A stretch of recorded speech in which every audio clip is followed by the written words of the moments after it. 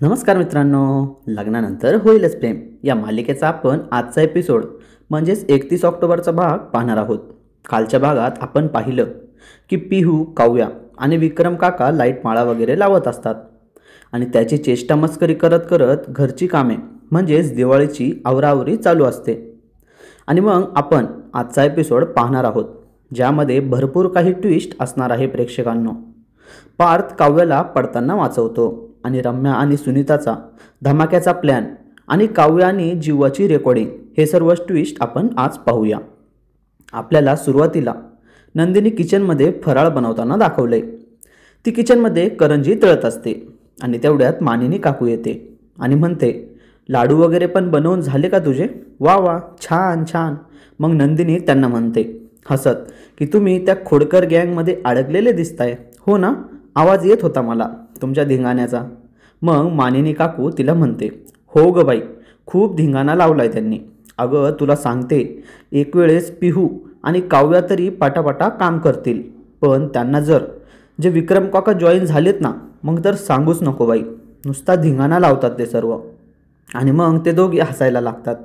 आणि मग मानिनी पुन्हा तिला विचारते, अगं अजून काही राहिलं आहे तुझं फराळ करायचं? नंदिनी म्हणते, झाले माझं सगळं. तुम्ही कोणता फराळ करायला आलात आता? मग मानिनी म्हणते की मी चिरोटे करते आता. माझ्या सासूबाई आहेत ना, ते 1 नंबर चिरोटे करायच्या आणि ते चिरोटे या पोरांना खूप आवडायच्या. सगळे पोरं आजीच्या भोवती गोळा झालेले असायचे. जसे की गुळाच्या भोवती कसं मुंग्या वगैरे गोळा होतात तसंच ते चिरोटे खायला गोळा व्हायचे आजीकडे. आणि 4-5 चिरोटे खाल्ल्याशिवाय तिथून हलतच नव्हते दोघं पण. आणि मग मागून जीवा किचनमध्ये येतो. ते नंदिनीने पाहिलेलं असतं म्हणून ती मुद्दाम त्याची खोड काढायला मानिनी काकूंना म्हणते, हो हो, मी समजू शकते की जीवा ते चिरोटे खायला बसून राहायचे, कारण त्यांचा स्वभावच आहे तसा, माहिती आहे मला. पण पार्थ पण असे होते का? आणि मग लगेच जीवा मागून पुढे येऊन चिडून बोलतो, ऐकतोय हा मी सगळं ऐकतोय मी तुमचे बोलणे. मी नुसतं बसून राहायचो खायला. काय ग Nandini? By the way, Parth दादाच जास्त डांबरट होता लहानपणी आणि सगळ्यात जास्त मार तोच खायचा. मग मानिनी त्याकडे पाहायला लागते. तेव्हा तो म्हणतो, अगं आजीचा मार खायचा. तुला काय माहिती ग नंदिनी, मी आजीने बनवलेला फराळ खायचो आणि पारदादा नुसते आजीचे फटके खायचा. आणि मग नंदिनी आणि मानिनी काकू नुसतं हसत असतात. आणि मग नंदिनी त्याला उत्तर देत म्हणते, आणि पार्थ फटके खाताना तुम्ही जे एन्जॉय करायचात बरोबर ना? मग मानिनी म्हणते, अगं नाही नाही नाही, त्या बाबतीत मी तुला सांगते, एकाला ओरडा बसला ना तर दोघेही गप्प बसायचे नाराज होऊन. तसं ते एकमेकांना खूप जीव लावायचे. दोघे पण इतके नाराज होऊन बसायचे ना की जोवर आजीने परत 2-3 चिरोटे खाऊ नाही घालत तोवर दोघे हसत पण नव्हते. मग जीवा म्हणतो, पण मात्र हां, आजी एकदम कमाल फराळ बनवायची. त्यांच्या हातचा फराळ खाल्ल्यावर रुसवा थेट निघूनच जायचा लगेच. मानिनी म्हणते, हो हो, त्यांच्यातला हा गुण मात्र तू घेतलाय जीवा बरं का.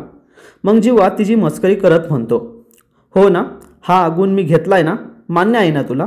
मग तू हे ना आता या क्षणी निक्षून सांगतो म्हातारे की तू आत्ता लगेचच किचनमधून बाहेर निघायचं आणि आराम करायचा, कारण तुझा हा श्रावण बाळ तुला फराळ बनवून खाऊ घालणार आहे. जीवाच्या तोंडून म्हातारे ऐकून दोघे आश्चर्यचकित होऊन हसायला लागतात. मानिनी मग चिडून जीवाला म्हणते, मेल्या, मला म्हातारे म्हणतोस? अर्ध्यापेक्षा जास्त तर फराळ ऑलरेडी बनवून झालाय. तुझ्यापेक्षा जास्त घरातली कामं मी करते, माहिती आहे का, कळलं का? मग जीवा हात जोडून मानिनीला म्हणतो, प्लीज आता तुम्ही जाशील का? फराळ बनवू द्या मला. मग मानिनी म्हणते, अच्छा अच्छा, ठीक आहे, कळलंय मला, जाते मी. म्हणजे तुम्हाला आता फराळ बनवता बनवता प्रायव्हसी हवी आहे का? बरं बरं, जाते मी. माझा पार्थ बिचारा तोच चांगला आहे, त्याच्याकडे जाऊन बसते मी. नंदिनी मात्र लाजत म्हणते, अहो तसं काही नाही आहे. मानिनी मात्र तिकडून निघून जाते. मग नंदिनी म्हणते जीवाला, अहो हे काय आहे सगळं आणि काय फराळ बनवणार आहात तुम्ही आता? तो म्हणतो, दादांची फेवरेट चकली बनवणार आहे, तू करशील ना हेल्प माझी? मग ते दोघे मिळून चकली बनवायला घेतात. हो हो, करेल मी तुझी हेल्प. पहिले जीवा पीठ मळायला घेतो आणि मग ते मळून झाल्यावर सोऱ्यात भरतो आणि चकली बनवायला ते सुरू करतो.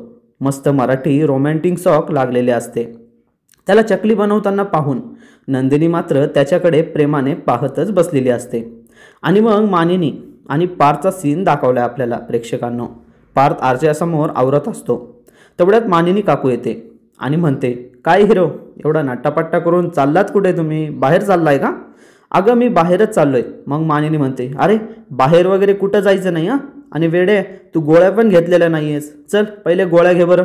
आणि मग पार्थ गोळ्या घेऊन लगेच म्हणतो, तुझ्या म्हणण्याप्रमाणे मी आता गोळ्या घेतल्या ना, आता मला बाहेर जाऊ दे बरं. चल चल चल. हे हाताला भाजल्यापासून मला तुम्ही कुठेच जाऊ देत नाही. ऑफिसलाही नाही, बाहेरही नाही. तुला माहिती ना मला या दिवाळीच्या उत्साहात किती बाहेर जायला आवडतं ते. ऑफिसमध्ये मी दिवाळींना सगळ्यांना गिफ्ट हॅम्पर्स देत असतो. आई आई जाऊ दे ना प्लीज, असं म्हणत तो आईच्या पायाजवळ बसतो आणि तिला मनवत असतो. मग मानिनी त्याला म्हणते, अजिबात नाही. तू काय लहान आहेस का असा हट्ट करतोयस? आईचं ऐकायचं तू. तुझं अजून बरं नाही आहे म्हणून तू बाहेर नाही जायचं, कळलं? हे बघ आता तुला मी दुष्ट वाटत असेल आत्ता. हो आहेस तू दुष्ट. अरे बाळा, अजून थोडे दिवस आराम कर. बाकी काही मला सांगू नकोस. सांगितलं तर सांगितलं. मग पार्थ म्हणतो, हे असं नाही चालणार बरं. मी ऐकले की नाही तुझे, मग तू पण माझं ऐक. मी म्हणतोय मला बाहेर जाऊ दे, तू म्हणते नाही जायचं. आपलं एकमत नाही होत आहे आई. एकमतचा प्रश्नच नाही येत पार्थ, असं आई म्हणते. मग पार्थ म्हणतो, आपण एक काम करूया, आपण चिठ्ठ्या पाडूया की मी बाहेर जायचं की नाही जायचं त्या चिठ्ठीतून ठरवूया. मग तो पटकन चिठ्ठ्या आणायला जातो आणि मित्रांनो 1च मिनिटात चिठ्ठ्या आणतो पार्थ आणि म्हणतो, बघ चल आणल्या मी चिठ्ठ्या, चल आपण स्टार्ट करूया आता. मानिनी म्हणते, एवढ्या लवकर चिठ्ठ्या रेडी पण झाल्या? म्हणजे तू अगोदरच बनवून ठेवल्या होत्या वाटतं चिठ्ठ्या. आणि हो मला माहिती आहे तुझा आणि तो बाबांचा पॅटर्न, की या सर्व चिठ्ठ्यांमध्ये तू एकच लिहिलं आहे की तुला बाहेर जाऊ द्यायचं म्हणून, नाही का? बरोबर पकडलं ना मी? आणि आत्ता हो मी आता हा खेळ खेळणार आहे आणि या जे काही निघेल त्याचं उलटं करायचं. चल चल चल स्टार्ट कर आता, मी पण खेळते आता पटकन. मग पार्थ म्हणतो, नको आई आता नको, कशाला उगाच चिठ्ठ्या वगैरे नको खेळायला. तुला आता माझा पॅटर्न कळाला आहे ना, तर नको नको नको खेळायला आता. मग मानिनी म्हणते, नाही नाही आता खेळायचंच. मग पार्थ तिला लाडात घेत म्हणतो, अगं आई मी तुझं गोड असं गोजीर बाळ आहे ना. मग कशाला गाई? हो तू आहेस ना गोड असं गोजीर आणि दाढी आलेलं बाळ, पण नाही तरी मलाही खेळायचंच. चल टाक पटकन चिठ्ठ्या. आई तू खूप हट्टी झाली आहेस हां. मग पार्थ चिठ्ठ्या टाकायला लागतो. मग आई चिठ्ठी निवडत बोलते, कुठली चिठ्ठी उचलू? ही उचलू का? हां चला चला ही उचलते. मग ती ओपन करून पाहते. त्यात लिहिलेलं असतं की मी बाहेर जाऊ शकत नाही. पार्थला आईचा प्लॅन अगोदरच कळलेला असतो म्हणून तो मुद्दाम त्यात तशा चिठ्ठ्या टाकतो. मग तो म्हणतो, मी बाहेर जाऊ शकत नाही, म्हणजे त्याचं उलटं की मी बाहेर जाऊ शकतो. ये मी जिंकलो ये. मग आई म्हणते, नाही तू लबाडी केलीस हां, एक डाव भूताचा असतो. मी दुसरी चिठ्ठी उचलते. मग ती दुसरी चिठ्ठी उचलते आणि त्यात सुद्धा तेच लिहिलेलं असतं की मी बाहेर जाऊ शकत नाही. मग ती म्हणते, बापरे पार्थ तू खूप लबाडी केली आहेस हां, असं नाही चालणार हां, हे चुकीचं आहे. मग पार्थ म्हणतो, मी माझा पॅटर्न चेंज केला यावेळेस, बाय बाय मी जिंकलो. असं बोलत तो आईचा हाताने मुका घेत निघून निघून जातो. आणि मग बाहेर काव्या आणि पिहू कंदील लावत असतात. पिहू दुसरीकडे जाते. तेवढ्यात काव्या स्टूलवर चढताना पडायला लागते आणि तेवढ्यात मागून पार्थ येतो आणि तिला पकडत सांभाळतो आणि म्हणतो, काय काव्या, माझ्या प्रेमात पडायचंय तर स्टूलवर कुठून पडताय? हे सर्व लांबून रम्या पाहत असते. काव्या म्हणते, काय म्हणालात तुम्ही? मी आलो नसतो तर तुम्ही पडला असते काव्या. आलो नसतो तर ना, पण आलेत ना तुम्ही, सावरलं ना, झालं ना तुमचं कर्म. पण मला हे सांगा की तुम्ही दरवेळेस कसं काय येता तुम्ही मला सावरायला? मग पार्थ म्हणतो, कदाचित डेस्टिनीला हेच हवं असेल की तुम्हाला सावरायला मीच यावं दरवेळेस, म्हणून येत असेल नाही का? पण ॲक्च्युली तुम्ही मला त्यावेळेस थँक्यू म्हणायला पाहिजे होतं, तर अजून मलाच ऐकवताय. वा वा वा काव्या, अच्छा मग हे सगळं फक्त एका थँक्यूसाठी आहे का? मग नका सावरत जाऊ मला, असं काव्या त्याला म्हणते. मग पार्थ म्हणतो, मी इथे स्वतःहून नाही आलेलो बरं का, मला इथे डेस्टिनीने आणलेलं आहे. हो का? बरं बरं जावा आता तुम्ही आणि तुमची डेस्टिनी तुमच्याकडेच राहू द्या, मला काम करू द्या. मग पार्थ तिची छेड काढत म्हणतो, अहो नाही थांबतो ना इथेच, तुम्ही इथे परत स्टूलवर चढताल, मग परत पडताल, मग सावरायला थांबतो ना इथेच. मग काव्य म्हणते, अहो जावा ना, काम करू द्या मला, जावा. मग पार्थ तिथून निघून जातो. रम्याच्या नाकावर मात्र रागाने ज्वालामुखी फुटलेला असतो आणि ती मनातल्या मनात बोलत असते की ही काव्या आहे ना मुद्दाम लाडात येऊन माझ्या पार्थला फसवते आणि मला जलस फील करायला. आणि मग ती रम्या मुद्दाम काव्याकडे जाते आणि म्हणते, काव्या तू अशी कस काय पडली आहे, दे इकडं, मी लावते ते कंदील, तू जरा नीट लक्ष देऊन करत जा काम. आणि मग रम्या ते कंदील लावू लागते आणि पार्थला ती हाका मारते लांबून आणि म्हणते, माझी हेल्प करा ना.